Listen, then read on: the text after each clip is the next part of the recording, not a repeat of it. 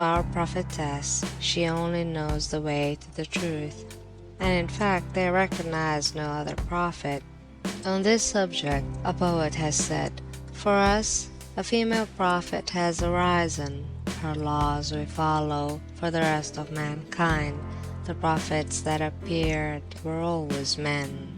The death of Musaylima was foretold by the prophecy of Abu Bakr, to whom God be good.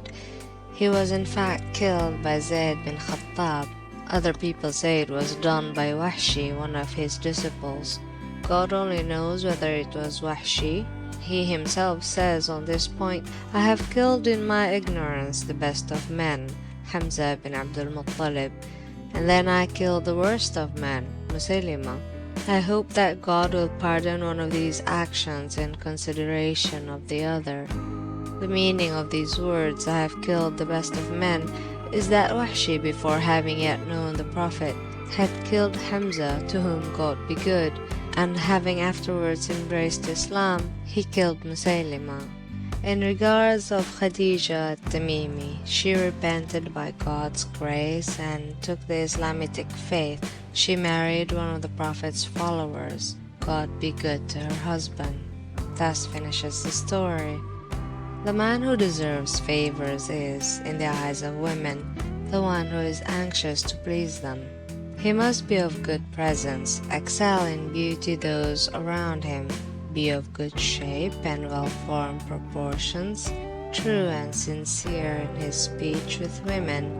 He must likewise be generous and brave, not vainglorious, and pleasant in conversation. A slave to his promise, he must always keep his word, ever speak the truth, and do what he has said. The man who boasts of his relations with women, of their acquaintances and goodwill to him, is a dastard. He will be spoken of in the next chapter. There is a story that once there lived a king named Ma'mun, who had a court fool the name of Bahlul, who amused the princes and viziers. One day this buffoon appeared before the king, who was amusing himself. The king bade him to sit down, and then asked him, turning away, "Why hast thou come, O son of bad woman?"